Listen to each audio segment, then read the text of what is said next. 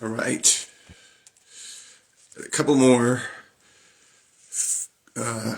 stories from the classic fairy tales by Iona and Peter Opie.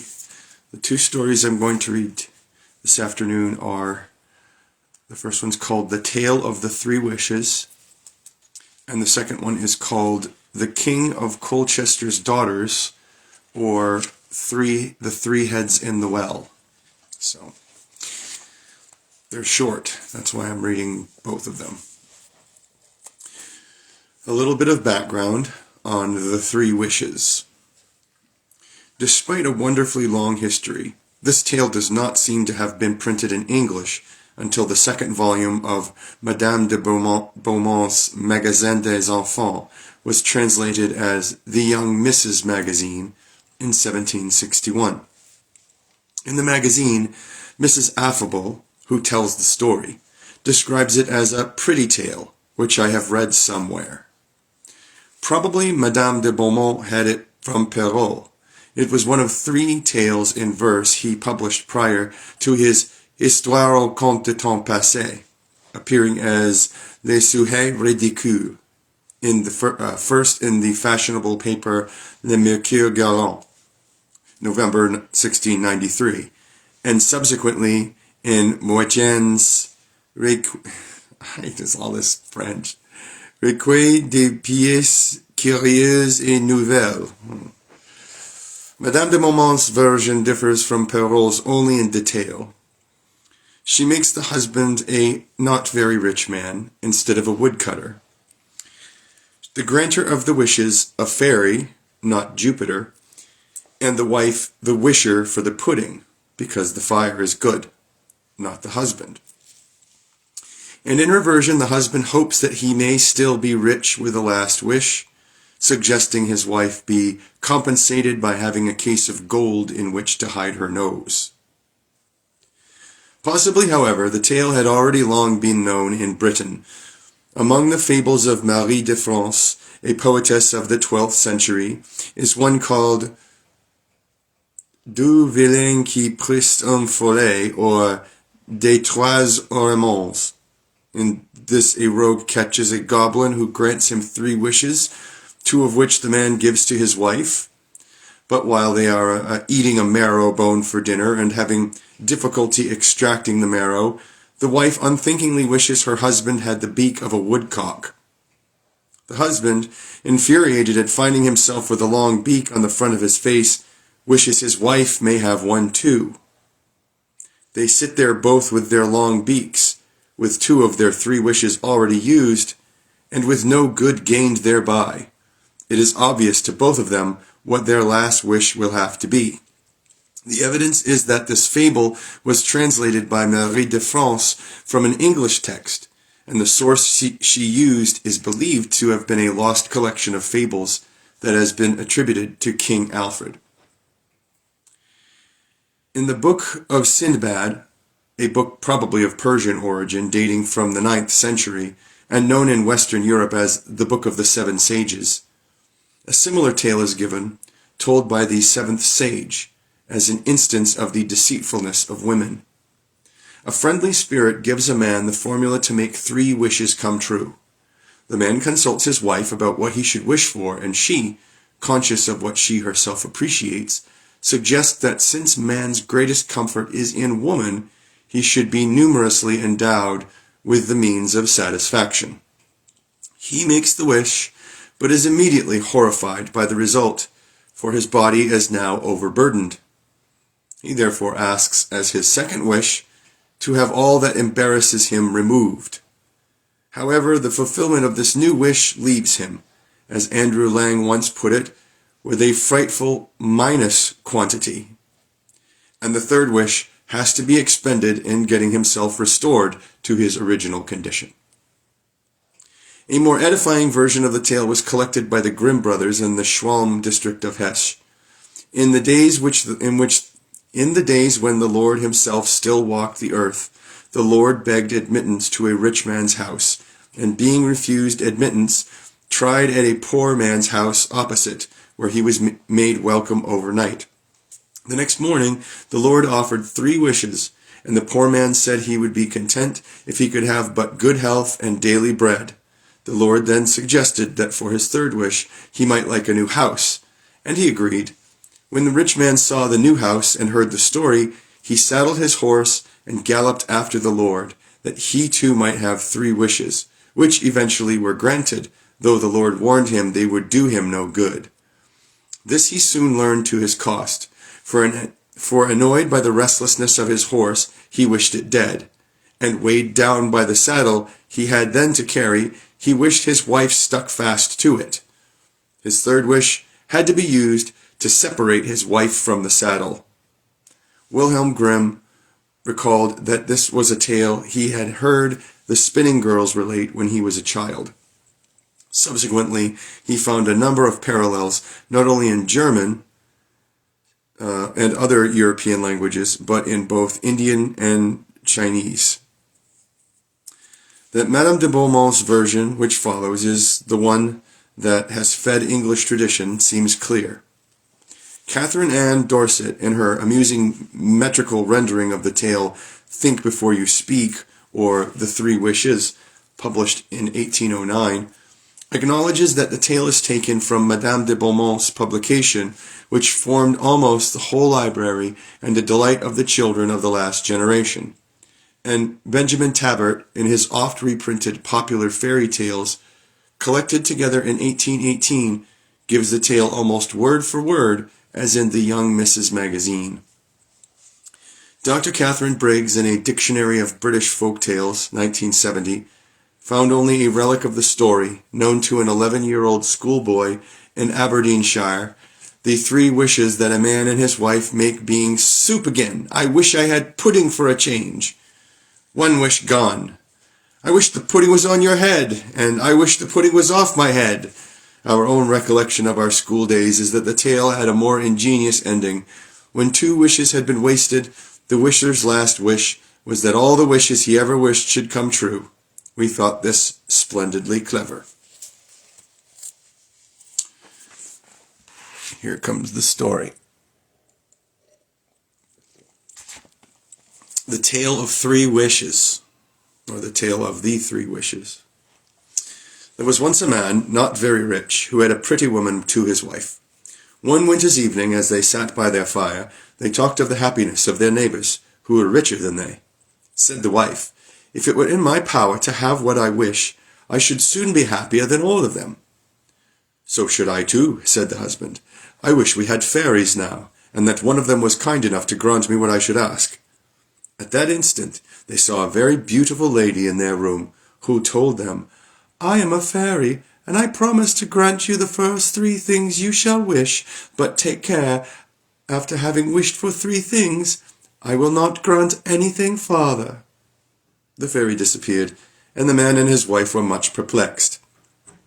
"For my own part," said the wife, "if it is left to my choice, I know very well what I shall wish for.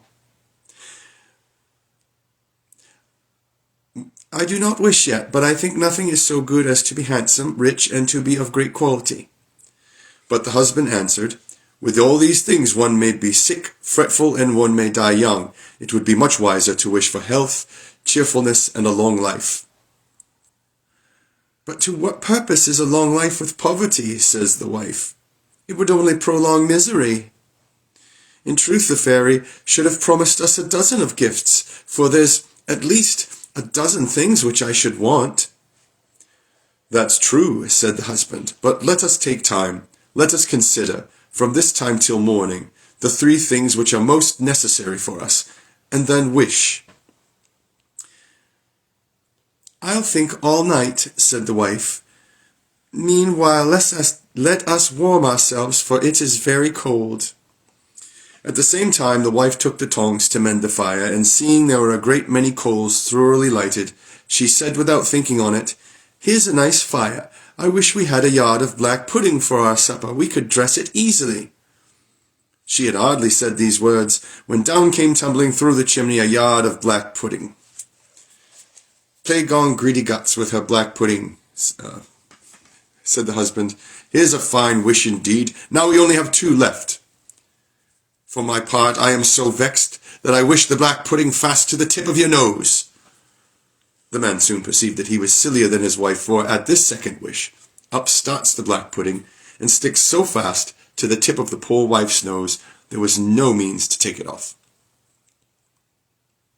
"Wretch that I am," cried she, "you a wicked man for wishing the pudding fast to my nose." "My dear," answered the husband, "I vow I did not think of it, but what shall we do? I am about wishing for vast riches, and propose to make a gold case to hide the pudding." "Not at all," answered the wife, "for I should kill myself were I to live with this pudding dangling at my nose. Be persuaded, we still have a wish to make. Leave it to me, or I shall instantly throw myself out of the window." With this she ran and opened the window, but the husband, who loved his wife, called out, "Hold, my dear, I will give you leave to wish for whatever you will." "Well," said the wife, "my wish is that this pudding may drop off." At that instant the pudding dropped off, and the wife, who did not want wit, said to her husband, "The fairy has imposed upon us. She was in the right. Possibly we should have been more unhappy with riches than we are at present. Believe me, friend, let us wish for nothing, and take things as it shall please God to send them. In the meantime, let us sup upon our pudding, since that's all that remains to us of our wishes." The husband thought his wife judged right. They supped merrily, and never gave themselves farther trouble about the things which they had designed to wish for. That's the end of that story.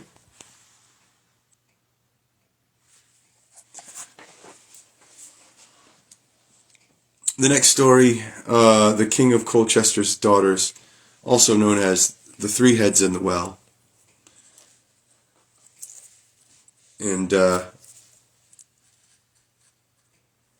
this is the a little bit backstory on the story. This haunting tale of a princess obliged to leave home because of stepmother trouble, who good-naturedly washes, combs, and lays down softly 3 golden heads which appear out of a well, is of particular interest as being the English equivalent to Perrault's Diamonds and Toads. In this tale, the princess is rewarded for her services by being given outstanding beauty, sweet bodily perfume, apparently aphrodisiac, and a king for a husband, while her humpbacked stepsister, who seeks to emulate her, obtains a disfigured face, foul breath, and a poor cobbler for mate. The story is found in a chapbook, The History of 4 Kings, Their Queens and Daughters, Kings of Canterbury, Colchester, Cornwall, and Cumberland, being the merry tales of Tom Hodge and his schoolfellows, of which a number of editions exist printed in the second half of the 18th century. It seems likely, however, that the tale was already traditional in Elizabethan times. In George Peele's The Old Wives' Tale, 1595, a comedy as crammed with fairy tale situations as an extravaganza by Planchet. A widower named Lampriscus has 2 daughters, one handsome but proud as the peacock, the other hard-favored, foul, and ill-faced. A friend recommends they be sent to a well for the water of life. When the proud daughter arrives with her pitcher, a head appears from the well and says, "Gently dip, but not too deep, for fear you make the golden bird to weep. Fair maiden white and red, stroke me smooth and comb my head, and thou shalt have some cockle bread." She replies, "Faith, I'll give you cockle bread," and breaks her pitcher on the head. Then the ill-faced daughter goes to the well. A head comes up which has ears of corn for hair, and commands, "Gently dip, but not too deep, for fear you make the gold beards to weep." She combs the corn into her lap, and the head continues, "Fair maiden white and red, comb me smooth and stroke my head, and thou shalt have some cocktail bread. Gently dip, but not too deep, for fear thou makes the gold beard to weep. Fair maid white and red, comb me smooth and stroke my head, and every hair a sheave shall be, and every sheave a golden tree." Hereupon a second head comes up which is full of gold. This she also combs, combing gold into her lap. Tales have been found in Norway, Sweden, Denmark, and Germany that are not altogether dissimilar. In a version of Frau Holl, collected by the Grimms in Hesse, two girls, one pretty and the other hideous, are spinning beside a well, and agree that if either lets her distaff fall in the water, she must go in after it. This happens to the pretty one, who, going into the well after her distaff, is not drowned, but discovers under the water an enchanted land where lives Frau Holl, who greets her with the cry, "The wind, the heavenly child, come in and comb my hair." The girl, who is as complacent as she is pretty, eventually returns home well rewarded with gold, and when the ugly girl has to go into the well to fetch her distaff, she comes out in a much less satisfactory condition, one that makes the cock crow out, "Our dirty girl is coming." Similarly, in one of Madame Villeneuve's tales, The Young American, written in the 18th century, a stepchild, ill-treated, needless to say, accidentally falls into a well, and there meets a water nymph, whose hair she is asked to comb, receiving in return a fabulous assortment of gifts, and each time she combs her hair bright flowers fall from it. Her proud stepsister, who jumps into the well in the hope of similar benefits, would have been better advised to remain at home. Her gift is that stinking weeds and rushes shall grow out of her head. James Orchard Halliwell, in Popular Rhymes and Nursery Tales, 1849, gives a text of the three heads of the well, which has often been reprinted, and which he says is abridged from an old chapbook, Three Kings of Colchester. This chapbook has not been found. The one significant difference in it to the text that follows is that when the princess sits beside the well, the first golden head sings, "Wash me and comb me and lie me down swiftly and lay me on a bank to dry, that I may look pretty when someone comes by." This is a rhyme that appeared in a collection of traditional verses, Songs for the Nursery, published in 1805, a book which Halliwell is known to have been familiar, and is to be suspected he succumbed, as have other scholars before and since, to the temptation of making his source contain what he felt it ought to contain, rather than what it did contain. It is noticeable that in a catalogue of popular histories, which he compiled only a month later, Halliwell made no mention of a chapbook entitled Three Kings of Colchester, but did possess a copy of the History of the Four Kings, a late edition printed at Falkirk in 1823. The Four Kings was advertised by Clure Dicey and Richard Marshall in 1764 as being for sale at the printing office in Aldermary Churchyard, London, and it is an Aldermary Churchyard text which follows. One who clearly was familiar with the tale was the peasant poet John Clare. In the Shepherd's Calendar, 1827, he recalled tales of childhood told to delight and never failed, which now, sadly, no longer seemed so bewitching. The magic fountain where the head rose up just as the startled maid was stooping from the weedy brink to dip her pitcher and to drink, that did its half-hid mystery tell to smooth its hair and use it well, which doing as it bade her do, turned to a king and lover too.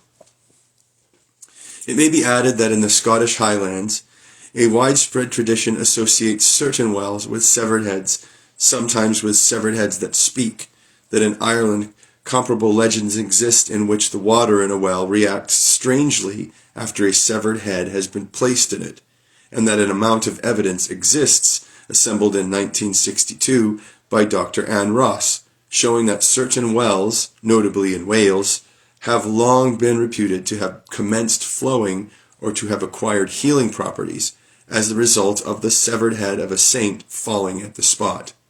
It seems that when Peel told of a well containing the water of life, in which lived several severed heads, he was echoing or giving form to a Celtic tradition that belongs to antiquity. And here is the story entitled The King of Colchester's Daughters.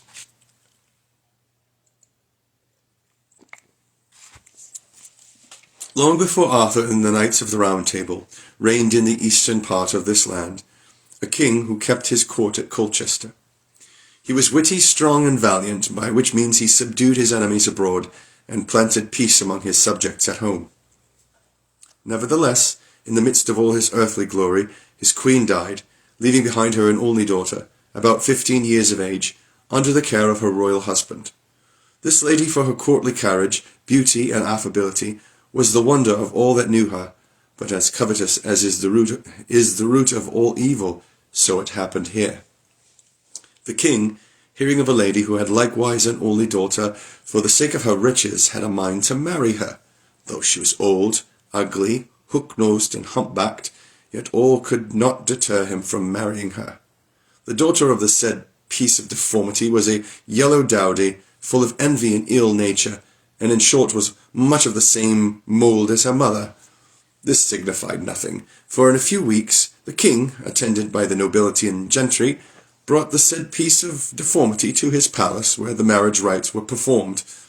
Long they had not been in the court before they set the king against his own beautiful daughter, which was done by false reports and accusations. The young princess, having lost her father's love, grew weary of the court, and on a certain day, meeting with her father in the garden, she desired him with tears in her eyes to give her a small subsistence, and she would go and seek her fortune. To which the king consented, and ordered her mother-in-law to make up a small sum according to her discretion. To her she went, who gave her a canvas bag of brown bread and hard cheese with a bottle of beer, though this was but a very pitiful dowry for a king's daughter. She takes it, returns thanks, and so proceeded, passing through the groves, woods, and valleys, till at length she saw an old man sitting on a stone at the mouth of a cave, who said, "Good morning, fair maiden, whither away so fast?" "Aged father," says she, "I am going to seek my fortune." "What hast thou in thy bag and bottle?" "In my bag I have got bread and cheese, and in my bottle good small beer. Would you please to partake of either?" "Yes," said he, "with all my heart." With that the lady pulled out her provision and bid him eat and welcome. He did, and gave her many thanks, telling her there was a thick thorny hedge before her, which would appear to her impassable. "But take this wand in your hand, strike 3 times, and say, 'Pray, hedge, let me come through,' and it will open immediately. Then a little further you will find a well. Sit down on the brink of it, and there will come up 3 golden heads, which will speak, and what they require that do." Then, promising she would, she took leave of him. Coming to the hedge, and following the old man's directions, the hedge divided, and gave her a passage. Then coming to the well, she had not sooner sat down, but a golden head came up with a singing note, "Wash me, comb me, lay me down softly." "Yes," said the young lady, then putting forth her hand with a silver comb, performed the office, placing it upon a primrose bank. Then came up a second and a third, saying as the former, which she complied with, and then pulling out her provision, eat her dinner. Then said the heads one to another, "What shall we do for this lady, who hath used us so very kindly?" The first said, "I will cause such addition to her beauty that shall charm the most powerful prince in the world." The second said, "I will endow her with such perfume both in body and breath as shall far exceed the sweetest flowers." The third said, "My gift shall be none of the least, for as she is a king's daughter, I'll make her so fortunate that she shall become queen to the greatest prince that reigns." This done at their request, she let them down into the well again, and so proceeded on her journey. She had not travelled long before she saw a king hunting in the park with his nobles. She would have shunned him, but the king, having sight of her, made towards her, and between her beauty and perfumed breath, was so powerfully smitten that he was not able to subdue his passion, but proceeded on his courtship, where after some compliments and kind embraces, he gained her love, and bringing her to his palace, he caused her to be clothed in the most magnificent manner. This being ended, and the king, finding that she was the king of Colchester's daughter, ordered some chariots to be got ready, that he might pay him a visit. The chariot in which the king and queen rode was beautified with rich ornamental gems of gold.